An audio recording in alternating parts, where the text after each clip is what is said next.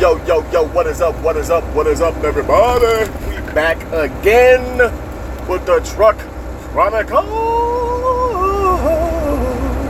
Yeah, the boy got some vocals.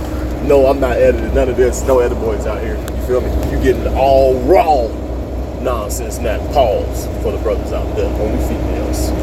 Straight line. Anyway, jokes aside, gonna get right to it. So, back again.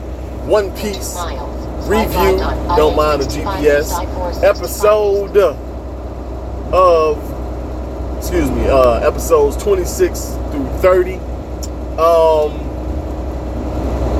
For those just now tuning in to this One Piece review, just to give you a little brief of what I'm doing, going over the older episodes of One Piece. I've already caught up in the series. I'm at the current chapter manga 918. I've caught up in the anime as well. I'm just watching Whole Cake Island currently now via subtitles. As far as the dub, I think they got a little bit past Fishman Island, probably getting into Punk Hazard. Not too sure just at the moment. I haven't gone back to the dub yet. That's what I'm currently on now. But yeah, I've already caught up in the series. I know exactly what's going on. So essentially, I'm going back now to look to see at the series a little different with the information I have now compared to what I was thinking back then. So I'm gonna give you the brief overview. Maybe some spoilers included in there, so be aware of that. But again, we're just gonna hop right into it. Episodes 26 through 30. So we left off episode 25, kind of getting into the whole Sanji and Zeph flashback. So we had Zeph before talking about a speech in regards to Sanji knowing what it feels like to be without food, and we essentially get to see that. What's expressed is we get to see that Sanji was on this particular type of ship. It's kind of like what he is on now with Baratier, but it's a training ship essentially for young chefs that shows, a way of, like a restaurant, if you will. So it kind of like flows around an island. It doesn't really go too far out in the sea, but it helps train them as far as like in their craft. So pirate ship was intercepting them. The pirate ship was Zeph's pirate ship. So he essentially tries to rob everybody on the ship.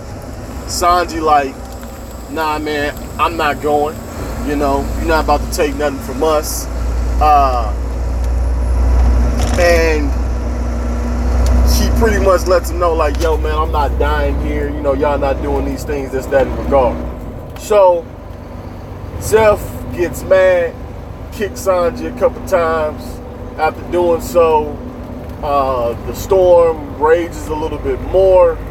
But before that happens, Sanji lets him know before the second kick, like, look, I'm not dying here because I want to find the All Blue.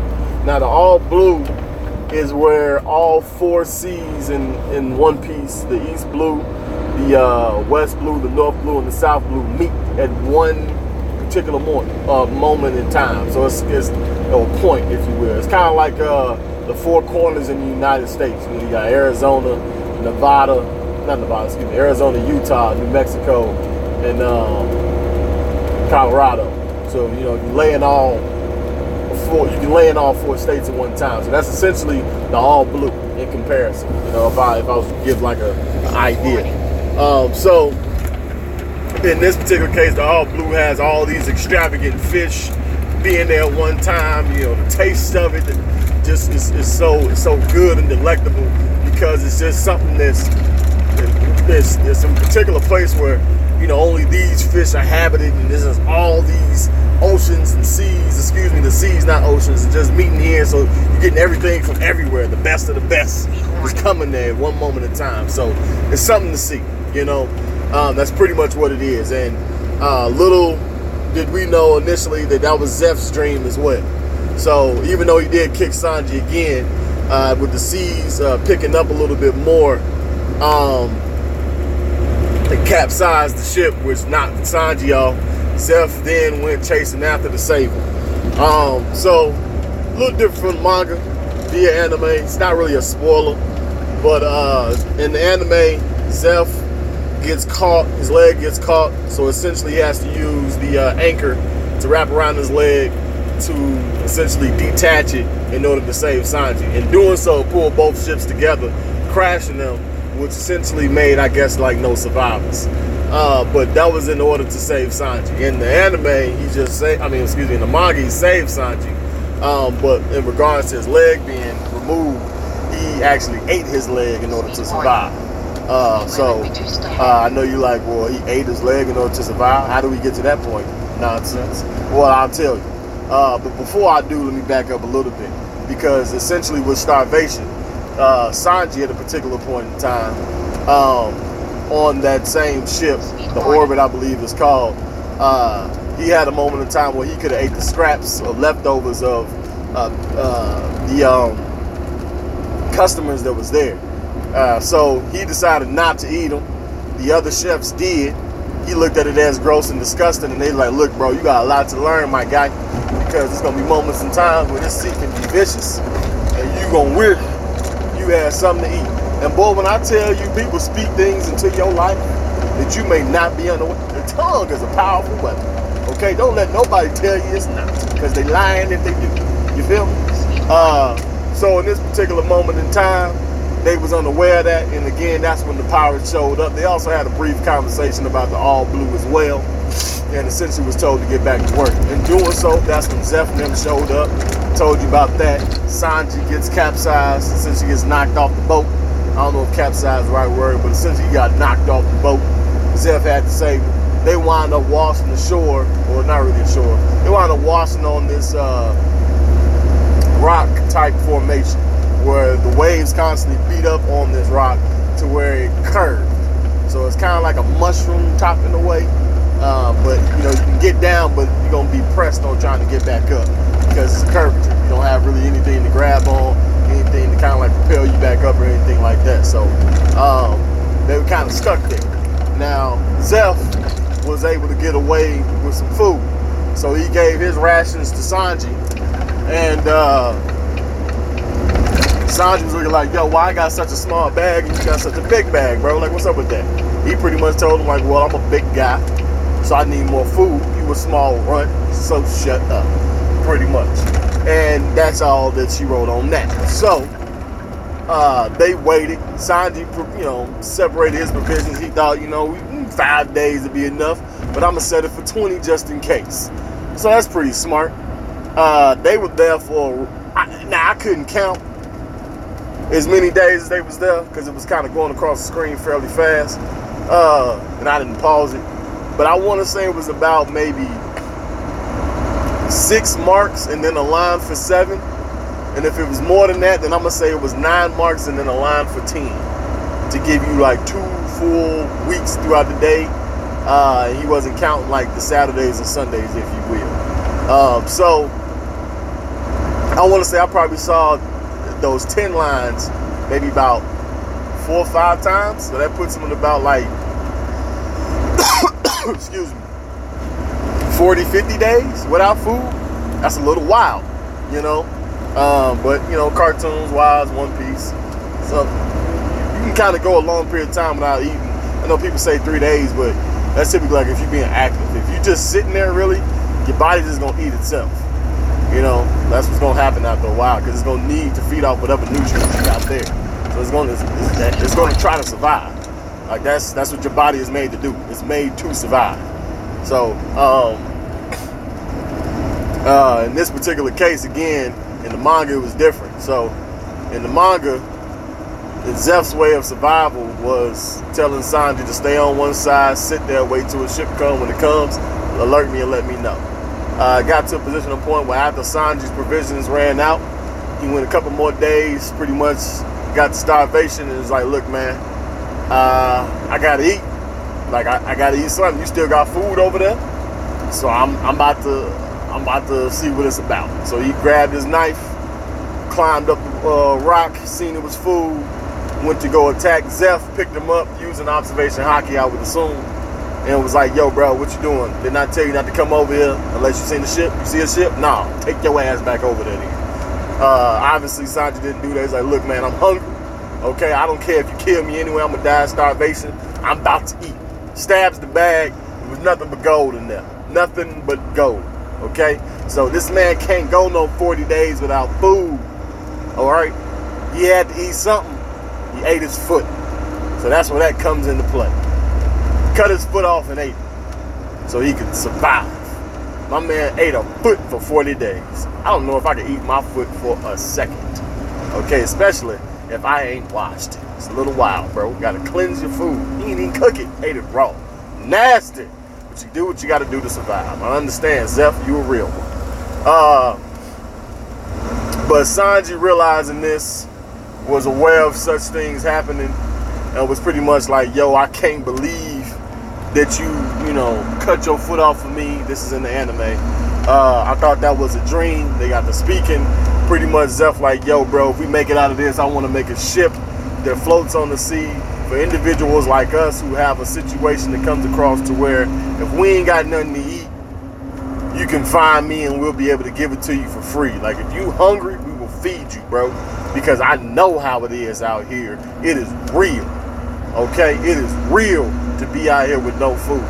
Granted, I ain't never been on no water, but I know what it feels like not to have a meal, brother. You know what I'm saying? So for those who understands what that is, man, hard times, I understand. I feel for you. If you're going through them right now, you know, I'll be praying for you. If I can help you out, let me know in the comments below. But anyways, spoiler warning. There's two moments I want to talk about.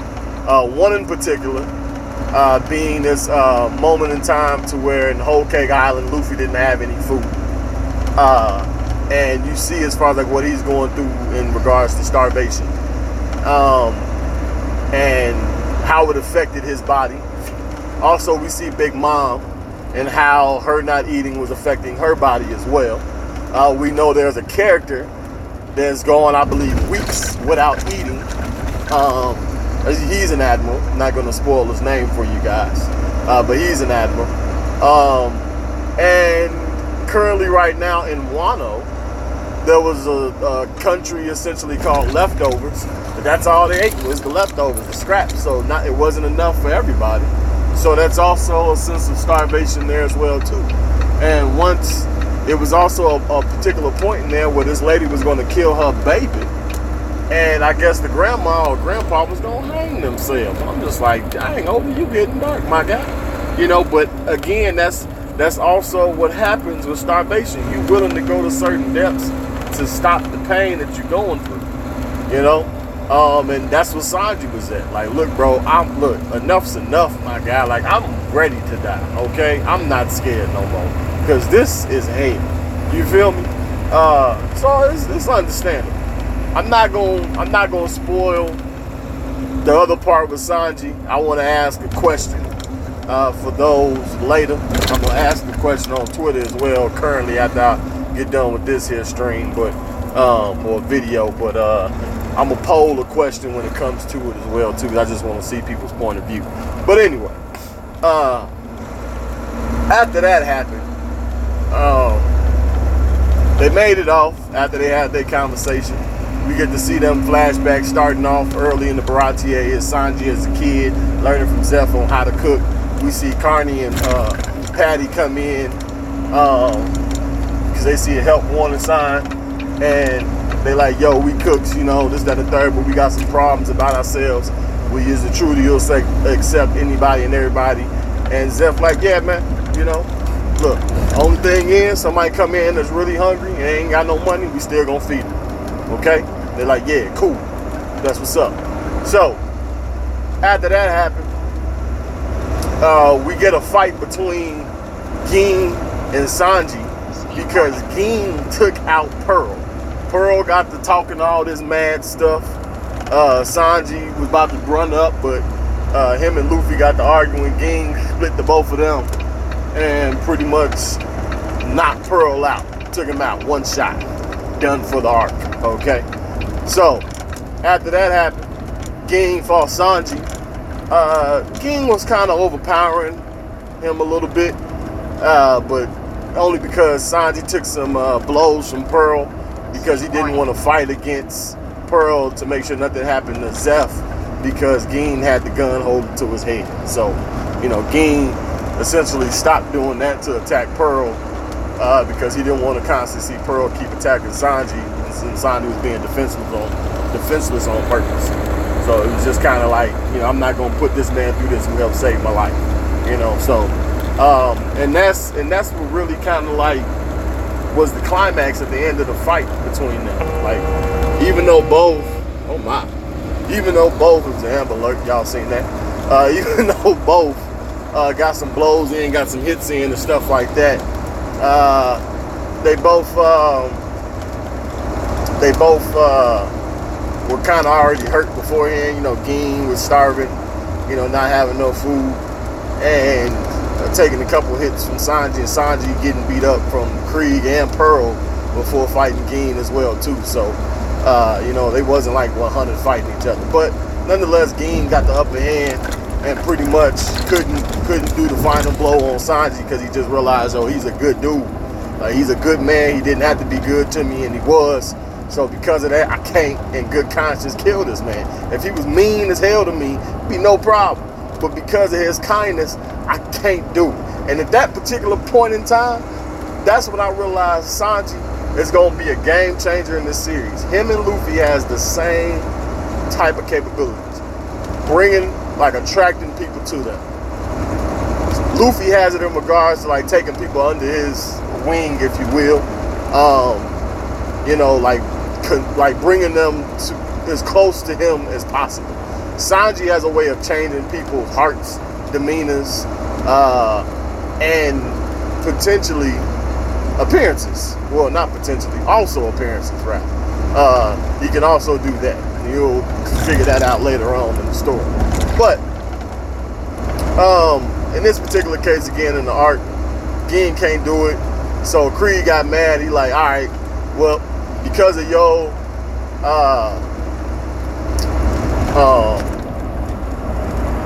what is it called? Insubordination, I'm essentially gonna have to get rid of all of y'all. So he's gearing up to use his MH5 technique, which is a poison gas attack, and he essentially shoots that out. So everybody using these gas masks that was there, Luffy takes 2 from these other guys, throws them to Sanji and Gin and tries to grab his own. He ain't got none to grab, so he's like, oh shoot, I can't die, you know, Luffy being Luffy. Then he sees a mask get tossed his way. He uses that and survives the attack. The person who takes the hit was Gin, because Gin said, you know, I cannot in good conscience not take this attack from my commander, chief, and officer. Granted, that is what he is, but essentially the captain, Don Krieg. Because of my insubordination, I have to take on consequences to that. That just shows what type of person the character Gin is. He's a good dude, you know. So he takes the poison attack, doesn't die. They put the mask back on his face to essentially like help remove some of the toxins that's in there and give him some fresh air so this way he can breathe. But Luffy tells him like, watch the rest of this fight between me and Krieg because I'm about to whoop this dude ass, you know. So, and that's what he does, you know. Krieg is using all the weapons he can against Luffy, but it's not working. Spike attacks, shooting darts at him, using a spear bomb. Spear that's got a bomb attached to the end of it on the stick, still didn't work, you know. So Krieg thinking that, you know, his armor is what's going to shield him as well. Luffy breaks his spear by punching it 5 times, takes on all these other attacks by still kicking this man behind, and he breaks through his armor as well too. And the last chance Krieg can do is throw a net and try to capture Luffy and drag him into the sea, because him being a devil fruit user, he abandoned, well, he abandoned, but him being a devil fruit user, he can no longer swim. So because he can no longer swim from eating the devil fruit, he is cursed. Okay, so with him being a rubber man, yeah, the devil fruit, I mean, he can't swim once he get in the water. He's like a rock. So Krieg thinks he's gonna win this. Luffy then twists his legs around, wraps it around Krieg's head, spins him around to throw him an axe into the wings on the ship and pretty much knocks Krieg out. Now, even though unconscious, Krieg was still willing to fight. And that just shows the ambition this man has, but it just wasn't enough to beat the young man Luffy. Sanji, after Luffy falls from the heights and drops into the water, Sanji goes to save Luffy and brings him out. And then from there, just like slight conversation, you know, they trying to figure out the workings of things to see if Sanji's gonna come with them on the ship or not to go, you know, get to Nami or whatever and meet up with them. So Zoro and them. So with that happening, Yozaku, I believe, or was it Johnny? Johnny came back, I believe, via Panda Shark. They thought it was a fish man. So, spoiler, that was the first moment in time I heard the word fish man. And it's ironic because that's essentially who Arlong is. He's a fish man. So, this Panda Shark bit, I guess, Johnny, and he swam using the shark all the way back to the Baratie. So they thought this man came all the way from Fishman Island, and that wasn't the case. Fishman Island is the first time we get a mention in this story again with Sanji as well too, and you'll see an association with that in the story in the All Blue. But pretty much he lets him know like, hey man, I came back because Arlong, this dude's a bad guy. And Nami did something over there. You know, we need your help, Luffy. Like, in order for us to get her back, we gonna need you. You know, we can't have nobody else. So Zoro essentially is captured, and we, you know, they need to figure something out in order for it to work. And they just don't know what to do with the money. So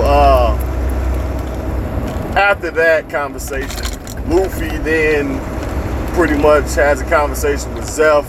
Zeph like, look, bro, take Sanji off my hands. He need to go with you. You know, we'll be all right here, but you know, he ain't like he wasting away here, but he needs something better to do than being here with us all the time. You know what I'm saying? Like, he needs to be out there living his life, having an adventure, you know, with you guys, and you guys, you are somebody I can trust as well. So, you know, I would rather him be with you than still being here with me, feeling like a sense of regret that he has to be here and he doesn't, you know. So I feel like that was kind of dope on Zeph's part, you know, trying to make sure Sanji had the best foot forward, because essentially, you know, he kind of looks at him as a son, you know, and rightfully so. He raised him ever since he was a kid, so you know, it kind of makes sense. But Luffy like, nah, bro, I can't do that, because no matter how many times you ask me, Sanji still gotta ask me. And they like, you know what, I can respect that. Like, yeah, you know, I just want to make sure I gotta hear from him. Can't hear from y'all, you know. So they put this plan together to where they gonna like sabotage Sanji and kind of make it seem like they don't want him to be here, say it's cooking trash and everything else.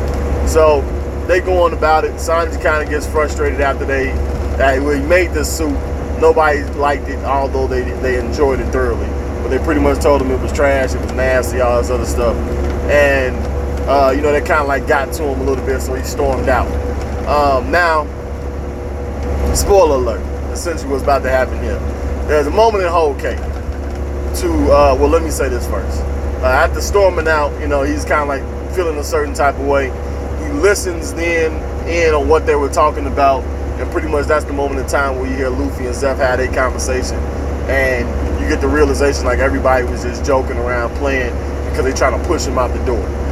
So Sanji kind of like realized for himself, like, well, you know what, they want me to be really happy, and they essentially saying I can be, you know, really happy with these guys, so I need to make that decision, you know. But before he comes to that conclusion, he sits down against the wall to the Baratie, and he tries to light his match and it won't light. Like, he tries to, light his cigarette and it won't light. You know, and he puts his head down essentially because he's crying. Now, that's an impactful moment because, like, he knows that these individuals and people care a lot for him. And he's emotional about that because, like, man, no matter how many times we done fought, fussed, and everything else, y'all still love me at the end of the day, and that's what's up, you know? Like I haven't had that experience in my life to know what love truly is, and this is what it is, and that's dope, you know. So like with Sanji having that feeling, that's why he was crying. You know, just being a real one, you know. That's what's up. So spoiler, because in Whole Cake, it's a similar situation. Sanji's about to embark on this particular life-changing event, and he's outside of a window where he hears some,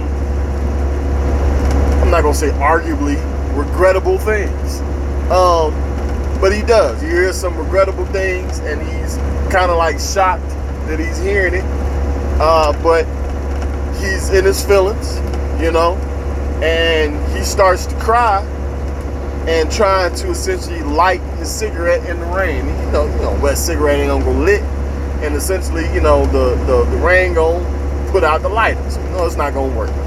But I feel like that was a symbol, because in that particular moment in time, it wasn't about love. It was about like the distrust that he felt, you know, like the heartache and pain that he had, because he's just like, dang, man, like in this particular situation, if I do this, then this person that, you know, that I care about, something can happen to them. But then also, if I do this, then this particular person that I care about, something can happen to them, you know. So it's kind of in a rock and a hard place, but it all worked out, you know. Obviously, it's always gonna work out with Straw Hat. So, but you know, I just thought that to be kind of dope, you know, like how Oda brought that full circle, and I didn't really hear anybody talking about that in the One Piece community when it was happening, you know. So it's just something like kind of was just brought back up to me again with watching the series. Like Oda really brought that back full circle. Like he really brought it back around. The fact that Sanji having that pivotal moment outside the Baratie and then at Whole Cake, and it all kind of like associates together as well. So just be on the lookout for that. If you guys can jump ahead, you can. But personally, you know, I'm not gonna say wait on me, but it's pretty good art. I like it. You know, the anime is doing a good job right now. As far as like showcasing, you know, what's going on in there, and the fights and the imagery is looking real nice. So,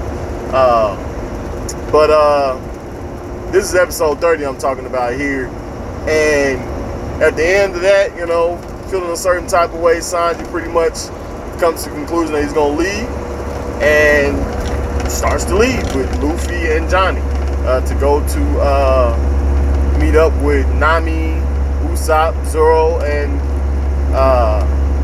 Yozoku. And before leaving, Luffy asked him, like, "You not gonna say anything? Like, you got no goodbyes?" He's like, "Nah, it's alright." And Zeph tells him, like, you know, Sanji, take care of yourself. You know, because they always arguing, fussing, and fighting and everything else again. And then he just breaks down into tears. It's just like, yo, man, like, I can't believe you telling me this right now. You know what I'm saying? Like, I appreciate it. And he pretty much says, like, man, if it wasn't for you, I would have died. Like, I owe you my life, Zeph. You know, I owe you my life, and I appreciate everything you done for me. And that's real, you know. So they left on good terms. They dipped out and started leaving, heading towards where Nami and company are at. So we're going to get to see another continuously of the East Blue saga here. So we're going to get Nami's art. I'm pretty much going to say they're Koyashi villains? Koyashi? Koyashi. I can't remember the name of it. I got to hear it again when I see it. But before I go on to that, something that dawned on me too. It's two people that bet on these youngsters. Shanks bet on Luffy by giving up his arm. Zeph bet on Sanji by giving up his leg. Found that to be kind of ironic, or coincidental rather. You know, because again, the cook is just as important as the captain on the ship. So it just shows, like, with these two individuals, like, for men highly of this stature, and for men of this stature to think highly of these young guys says a lot. So, and Sanji was fairly young at that age. Luffy was fairly young too. So Sanji might have been like a little bit older than Luffy, and it might have been like around the same time of it happening as well. So that makes it ironic. But Yeah, you know, that's just something I just kind of like saw in there. But yeah, no other spoilers I saw. Nothing else really to mention. The comedy in here, I feel like with Sanji really picked up a lot. He brings a lot of the comedic sketches, I feel like, to One Piece, or panels rather, if you will, as far as in the manga. Because it's just like a lot of moments of times where Luffy's, you know, kind of like laughing, even though Usopp is like best friend, because they're the same age and they get along, you know, together. But it's just like with Sanji, you know, best way to a man's heart is through food. Pause. You know, so with him being a cook, that's just always gonna be there for Luffy. You know, so that's just what it is. And in this particular arc as well, you see the initial start of the rivalry between Sanji and Zoro. Because he pretty much called him dumb for having this dream and willing to risk your life for it. And Zoro like, look, you know, I appreciate your sentiments, but stop with the name calling, bro. You don't know me like that. You feel me?